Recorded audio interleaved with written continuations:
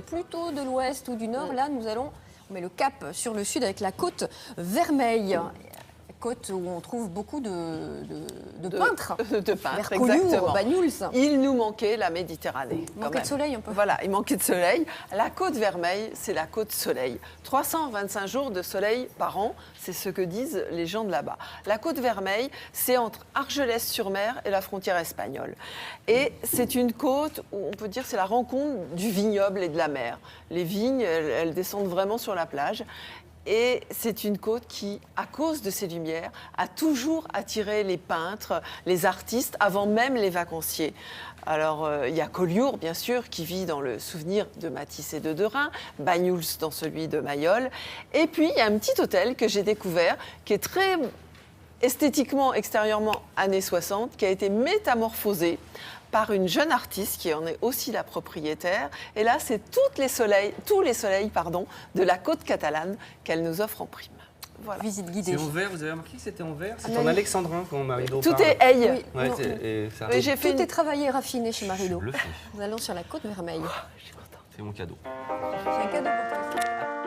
Ici, les vignes coulent à la mer. La Méditerranée danse dans ses anses. Peu à peu, les longues plages de sable blanc cèdent la place aux roches tannées par le soleil. C'est un signe. Vous êtes sur la côte Vermeille, où l'histoire culturelle s'est associée au paysage pour créer d'autres merveilles. Tandis qu'à Banyuls, Mayol modelait les formes voluptueuses de la Méditerranée, à Collioure, attirés comme des anchois par les lamparaux, les artistes sont arrivés dans le sillage de Matisse dès 1905. Vêtus de bleu de Chine, ils ont ouvert des fenêtres sur la mer.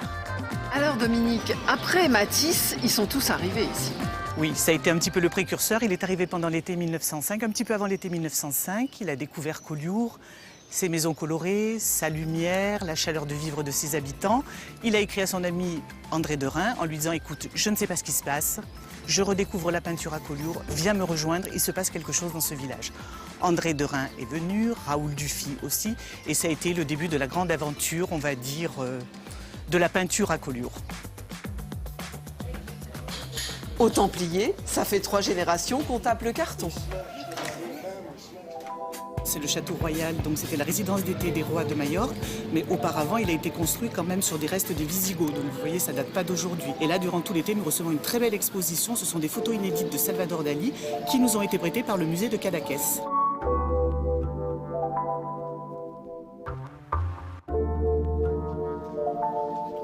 Sur le port, Notre-Dame-des-Anges, qui servit longtemps de phare aux marins, continue de jouer les figures de proue.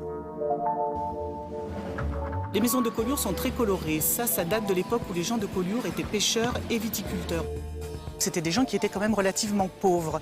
Et la peinture qui servait à peindre les barques catalanes, ils conservaient les restes, mélangeaient avec de la chaux et repeignaient leurs façades.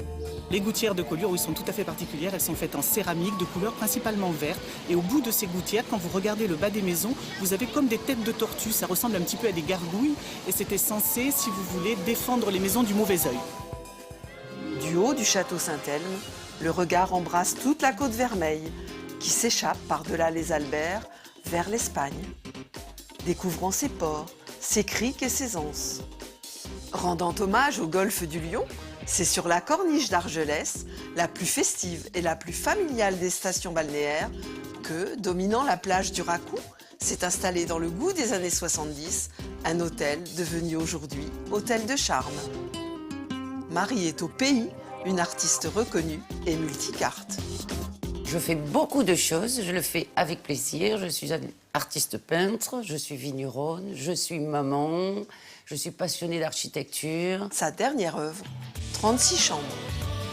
Cet hôtel, tout le monde le connaît dans la région. Il est très bien situé sur la route de Collioure, en face des de Porteil.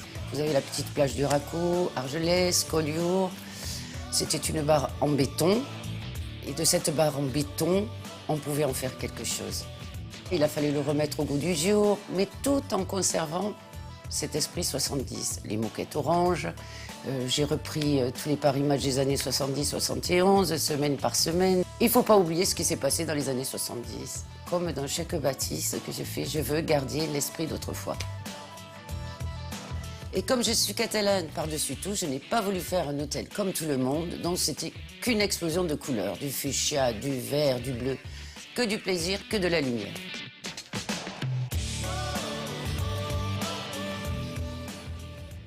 Ouais, c'est une atmosphère très très arty, Collioure, Argelès, avec des artistes Exactement. Et des galeries autour. Et partout, et toujours. Ça n'arrête jamais. La génération des artistes se renouvelle sans arrêt. Et Marie est à sa manière une artiste de la lumière aussi, parce que c'était pas évident de métamorphoser comme ça une barre de béton. C'est un vrai challenge, ce qu'elle a fait, C'était un vrai challenge, oui, tout à fait.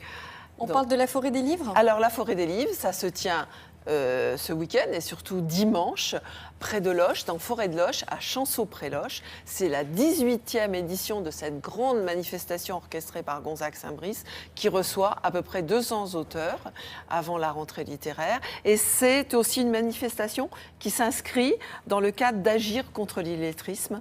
Donc c'est très important, c'est festif, populaire, entièrement gratuit, champêtre, culturel. Allez en Forêt de Loches, à Chanceau-près-Loches, ce dimanche. Rendez-vous est pris. Merci beaucoup, Marie-Do. On va passer à la revue culturelle de Frédéric Vion.